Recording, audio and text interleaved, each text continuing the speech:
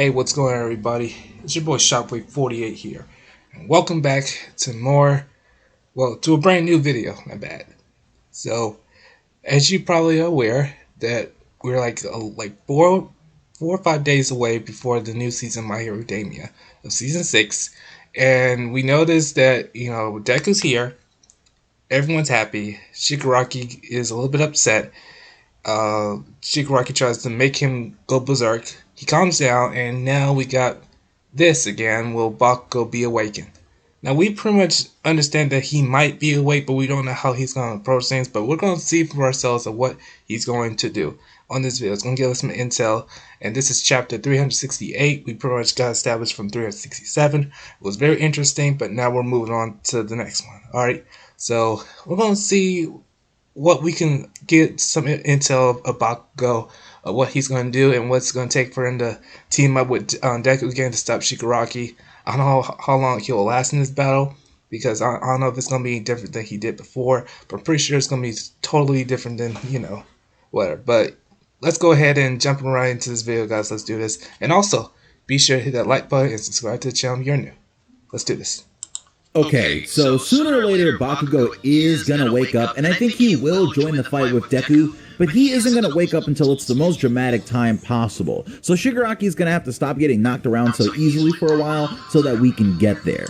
And I think just like we saw a scene in the Vestige world between Bakugo and the All Might Vestige when he died, that right before he wakes up we'll see a scene between him and the first One For All user who reaches his hand out towards Bakugo, very much like how Deku reached his hand out when they were young, but also like how the second user reached towards the first. And now I think the parallel is going to happen in the Vestige world along with Edge Shot to bring Bakugo back to consciousness. Also, notice that the first One For All user isn't behind Deku in chapter 367 like all the other vestiges besides the All Might vestige are, making me wonder if they really are just both over in Bakugo's vestige space, getting ready for a scene that we're going to see in a couple chapters or whenever Bakugo ends up actually waking up, which even could be in this chapter. But let's say Bakugo wakes up in this chapter, What is he really going to add to the battle, right? We know that Deku is kind of just wiping the floor of Shigaraki at this point, so I don't think that Bakugo waking up right now would make a lot of sense, because of course you want to do it when Deku's actually in trouble, so Bakugo can come in and kind of save him, right? And then they can work together to fight Shigaraki. It's kind of like all there in the stars. You can see it. That's probably what's going to happen. But what are we really expecting from Bakugo, right? We know that he is very wounded. I guess it depends how much healing Edge Shot is really capable of doing, or how much he can really put him back together. But we know that Genis isn't even going to be doing anything else anymore to Bakugo as far as healing wise, because he can barely lift one of his own cables, right? He's kind of just like knocked over in pain trying to lift one of his cables in this chapter, and I don't really think we're going to see much of Genis moving forward. But Bakugo himself is probably going to take advantage of those massively high explosions, and we are likely going to see a repeat of Heroes Rising, right, between Bakugo and Deku, more or less just blitzing the villain and sort of taking him down together, right, with them winning and saving at the same time, as a series' big embodiment of those two aspects of being a hero. Now, my next prediction for what I think is going to happen in My Hero Academia chapter 368 has a lot to do with what I said earlier, right? That we have to get to a point for Bakugo to wake up that Deku is in trouble, so Shigaraki actually is the one with the upper hand. And that's exactly how I think things are going to get dramatic again. And honestly, there's not that many ways that could happen, so I feel like we more or less know exactly how that's going to happen, right? Either Shigaraki is going to transform again like one of those video game bosses that he loves so much that have multiple final forms, or Shigaraki is going to somehow find a way to stop Monoma and Aizawa's erasure on him, because I do find it hard to believe that we're not going to see him use any quirks at all for the entirety of this war arc. But since we do need Shigaraki to kind of level up a little bit, to kind of even the playing field between him and Deku, what would really be a proper evolution for his body to end up doing that, right? We know that to crush all the pro heroes and finally get to Bakugo's body, he ended up hulking out more or less and just making a form that can just tank everything that the heroes had that they could offer against him and blow past them with amazing strength so he could get to Bakugo's body. And it wasn't until Deku got there that he was stopped. And we know that Shigaraki's body is going to continuously evolve until it reaches some sort of perfect form. But what does that mean when he fights against Deku, right? Like, is it going to now give him like a speed form where he gets super fast and just can't be caught by Deku, or at least he catches up with Deku in speed? but then how is he going to I doubt offset for it. the power, right? Because a form like that you would imagine would be small or really slick.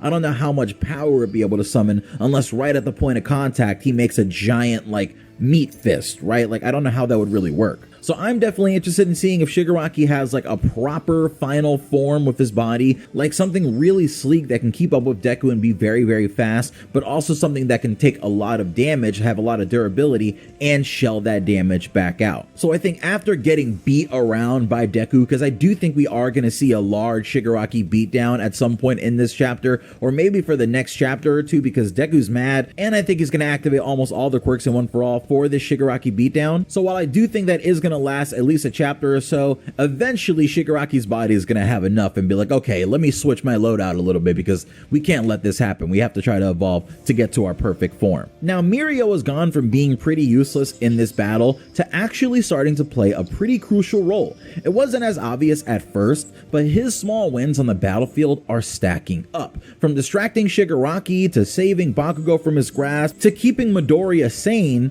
all these moments were helpful for keeping the heroes in the fight and helping them from falling into Shigaraki's traps. Okay. Now, I know Shigaraki just a few chapters ago looked right past Mirio and says that he knows that he can ignore him now since Mirio can't hurt him. But a smart All-For-One or even Shigaraki himself might realize that the support that Mirio is offering is something that he can't ignore any longer. And while he's going for Deku, I think he may feint and trick Mirio, catching him with an attack instead, and at the very least, taking him out of the battle. Now, I suppose that really makes the question, is Mirio a bigger threat to Shigaraki than it seems, especially with him and Deku kind of working together on the battlefield, like Yuji and Todo going 2v1 on the villain? And lastly, I think we're finally going to switch locations, since it's been 3 or more chapters since we've even cut away to the All-For-One area, which was the one that we saw the most of until the Shigaraki area. We are still left on Toga's cliffhanger with Ochako and Sadman's parade, and I'd honestly love to cut away to Spinner's area to see if he can really free Kurogiri, because if so, that changes everything in this war arc, and it gives the villains a huge advantage because eventually Monoma's Kampi is gonna run out, and if you're free Kurogiri, you have free control over all the different battlefields, or you could just make it one big one. But that's my last prediction, and I guess that poses the question that I'm gonna pose to you guys in the comment section for this one, and that's gonna be, what do you think would be the best area to cut away to if we do cut away to another area at the end of this chapter? Which area do you want to see the most, and which do you want to see the least? I feel like I know which one people are gonna say they want to see the least, but I want to know in the comment section below, and see you again tomorrow with a fresh upload. It's Alright, I'm gonna stop right here. Okay, so as he said in the beginning, we might see Bakugo waking up at a time when Deku is in danger, and he's pretty much they're going to team up together and stop Shigaraki. And of course, he might evolve again. Who knows? He might get faster, he might get stronger, or he might be unbeatable. But as part of speed, I pretty much doubt that, because if you're fast, you're not strong. And if you're not strong, then you're pretty much useless. So I really don't know how to say it, but if Shigaraki gets a new form that makes him go faster and stronger and unbeatable, then Deku's going to have to fight with everything he has on his strength. And even though he's not fast as Shigaraki as he may be, he could still find a way to slow him down and then, you know, take him by surprise. Because you can always stop a fast person who has speed ability. There's always another way to slow him down. So you got outsmart him. So yeah. But I'm looking forward to see what happens next in the next chapter, 368 to 369. So hopefully we might get some information out.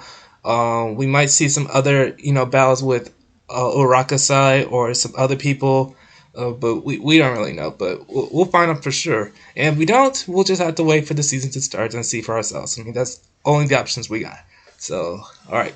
Okay, ladies and gentlemen, that's it for today's video. Thanks for watching. Hope you guys enjoyed. If you did, leave a like. And I'll see you guys later on the next video. Peace out.